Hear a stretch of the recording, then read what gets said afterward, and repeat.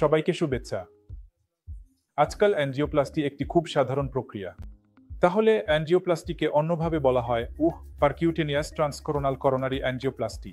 সংক্ষেপে আমরা এটিকে পিটিসিএ বলি।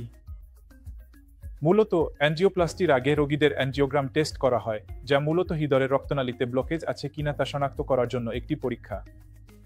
আমাদের সবার হৃদয়ে 3টি রক্তনালী রক্ত সরবরাহ করে। প্রথমে অ্যাঞ্জিওগ্রাম করা হয় ব্লকের শতাংশ এবং ব্লকেজ কোথায় কোথায় আছে তা জানার জন্য।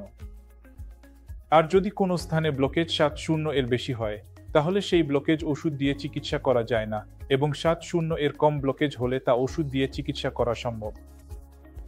আর যদি কোনো রোগীর ব্লকেজ 7-0% বেশি হয়, তাহলে তার জন্য অ্যাঞ্জিওপ্লাস্টি করা প্রয়োজন হয়। অ্যাঞ্জিওপ্লাস্টিতে সাধারণত রোগীকে প্রক্রিয়ার দিনই ভর্তি করা হয়।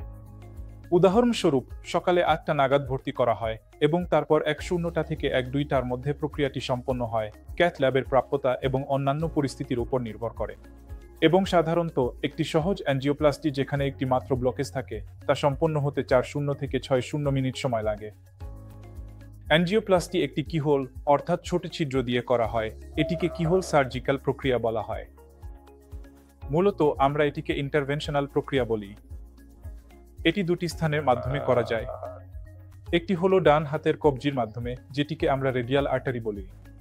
তাই হ্যাঁ, ডান হাতের কবজির রেডিয়াল আর্টারিতে একটি ছোট প্লাস্টিকের টিউব রাখা হয় ক্যাথ ল্যাবে, এবং ওই টিউবের মাধ্যমে আমরা একটি ক্যাথেটার প্রবেশ করাতে পারি, যা রক্তনালীর উৎস পর্যন্ত যায়।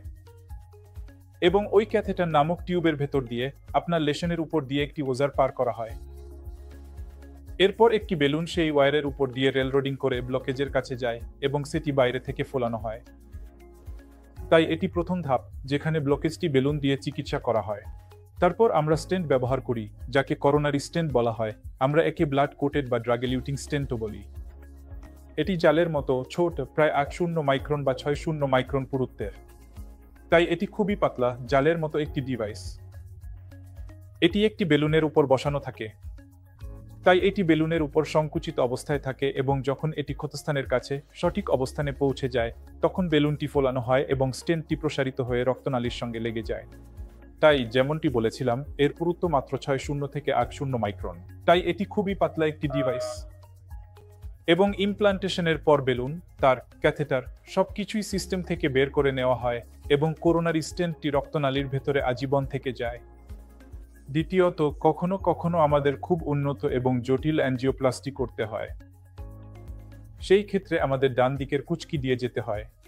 মূলত সেখানে একটি ধমনী আছে যাকে ফেমোরাল আর্টারি বলা হয়, যেখানে আমরা বড় ব্যাসের টিউব ক্যাথেটার বসাই জটিল অ্যাঞ্জিওপ্লাস্টির জন্য। জটিল অ্যাঞ্জিওপ্লাস্টি সাধারণত সেই সব রোগীদের জন্য যাদের বাইপাস সার্জারির পর ব্লকেজ হয়েছে, অথবা যাদের শুধু কোলেস্টেরল জমা নয়, বরং অনেক বেশি ক্যালসিয়াম জমা সহ ব্লকেজ থাকে, যেখানে ক্যালসিয়াম কোলেস্টেরল ব্লকেজের উপর জমে থাকে। আর ক্যালসিয়াম খুব শক্ত পদার্থ, তাই যখন অনেক বেশি ক্যালসিয়াম থাকে তখন আমরা স্টেন্ট প্রসারিত করতে পারি না। সেই ক্ষেত্রে আমরা বিশেষায়িত কিছু প্রক্রিয়া করি। এখানে 4 ধরনের প্রক্রিয়া আছে। একটি হলো রোটেশনাল অ্যাথেরেক্টমি, যেখানে একটি ডায়মন্ড বার ব্যবহার করা হয়, যা রক্তনালীর ভেতরে 1,80,000 বার ঘুরে, এবং এটি ক্যালসিয়ামকে খুব ছোট ছোট টুকরো করে কেটে ফেলে, 8 মাইক্রনেরও কম, যা আমাদের লাল রক্তকণিকার চেয়েও ছোট। এরপর আমরা বেলুন করি এবং তারপর স্টেন্টিং করি। আরেকটি ডিভাইস যা গত 1 বছরে এসেছে এবং আমরা এখন অনেক বেশি ব্যবহার করি, সেটি হলো অরবিটাল অ্যাথেরেক্টমি। এটি একটি ঘূর্ণায়মান ডিভাইস, একদম পৃথিবীর মতো। যেভাবে পৃথিবী নিজের অক্ষে ঘোরে এবং সূর্যের চারপাশেও ঘোরে, এটারও 2 ধরনের ঘূর্ণন আছে এবং এটি রক্তনালীর ভেতরে গিয়ে প্রতি মিনিটে 8,000 আরপিএম গতিতে ঘোরে। এখানেও ক্যালসিয়াম আবার ছোট ছোট টুকরো করে কাটা হয়, তবে এটি একটি বড় ডিভাইস, যার মাধ্যমে আপনি গভীর ক্যালসিয়ামও কাটতে পারেন।